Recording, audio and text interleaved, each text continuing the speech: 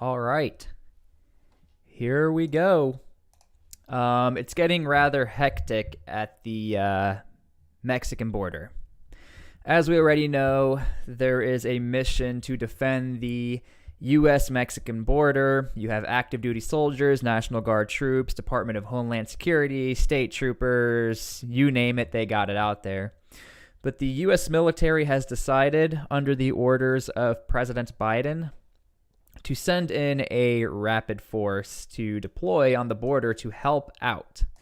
Now, what you need to understand is that U.S. soldiers can't really do too much other than to provide blocking operations and reconnaissance. Other than that, they're not really involved in actually the arrests of migrants, the arrest of cartel members, but they are still there nonetheless to help combat against cartel coming into the country and other migrants. Now, if you're watching this live, it'll help me out a ton if you guys like the live. Thank you for being here, and we'll get into all of this. Now, the initial report is this. Let me make sure you guys can see this. We got 800 additional active duty troops to deploy to the U.S.-Mexico border as migrant crossings increase. And I got some crazy videos for you guys on how the migrants just don't care, and the cartel are using this as the best opportunity to get into the country right now. There is no better opportunity for the Mexican cartel than today to get as many migrants as they can across the border, to make as much money as possible, because things are getting rather chaotic. But let me read this report real quick, and then I'll show you the video.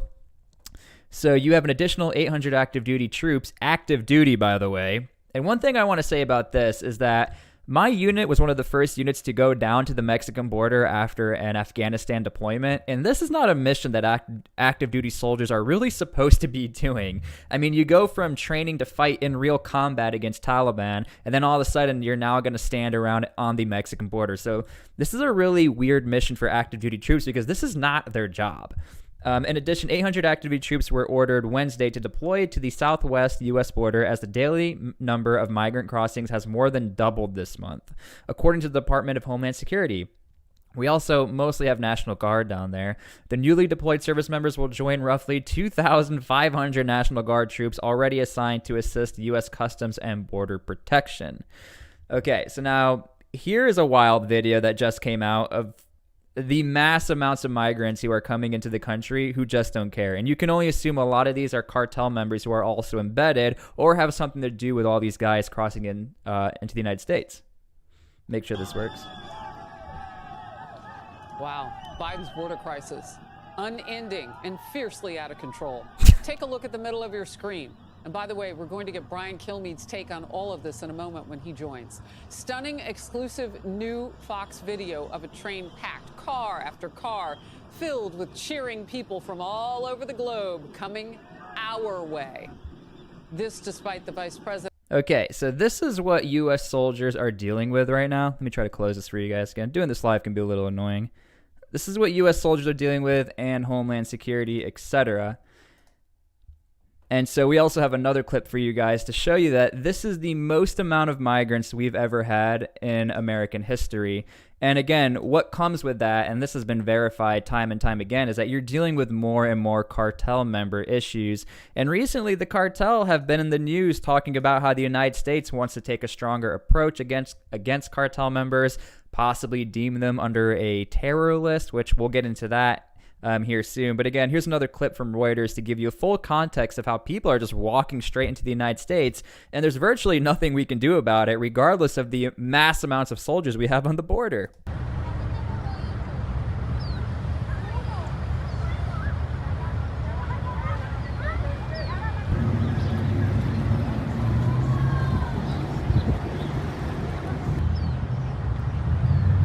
And again, I don't think many people realize how easy it is to walk straight into the United States. I mean, we're talking ankle-deep water here, and all this razor wire and barbed wire, literally these guys could care less.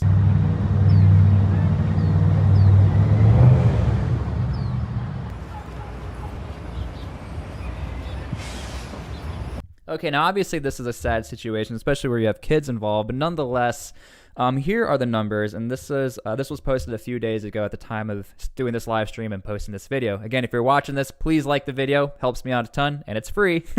Okay, so look at these numbers. U.S. border authorities encountered more than 142,000 migrants at the U.S.-Mexican border in the first half of September. That's a lot. 142,000 migrants at the U.S.-Mexican border in the first half of September, according to data shared by Mexico's president, a tally on pace to match or even surpass previous monthly highs.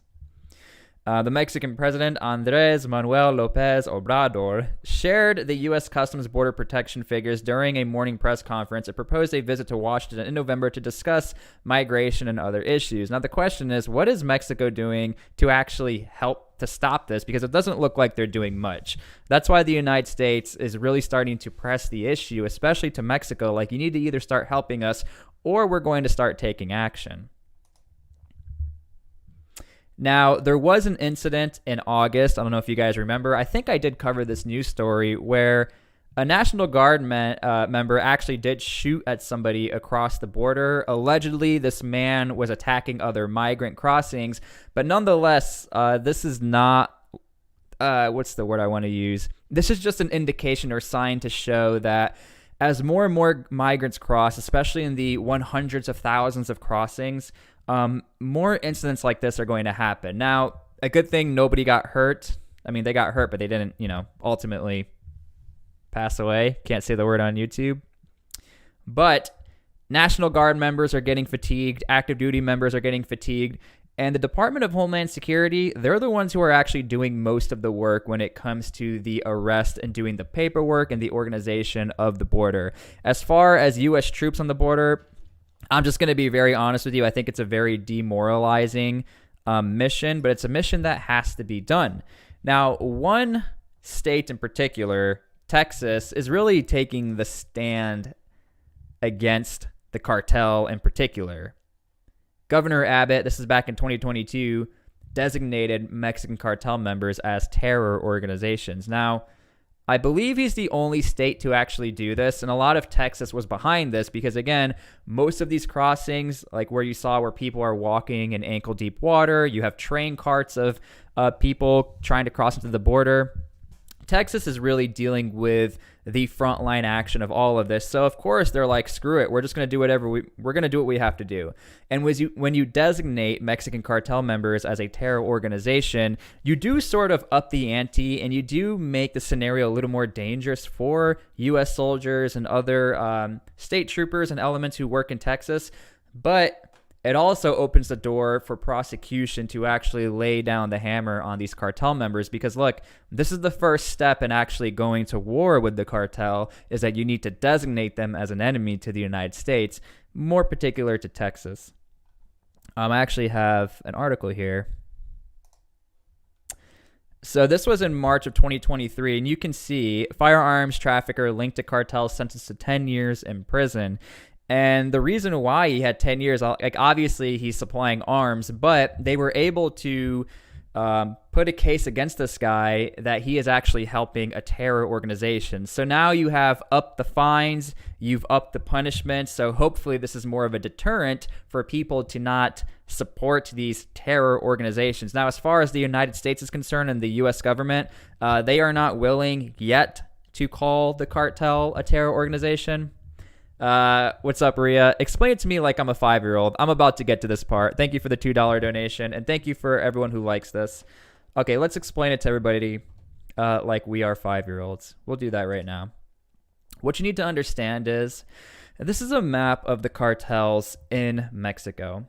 Mexico has a vast culture, but because of that, you have many different cartel organizations. And a lot of these cartel organizations are not necessarily friends. There's a lot of control of the border, control of goods, and control of substances that go into the United States.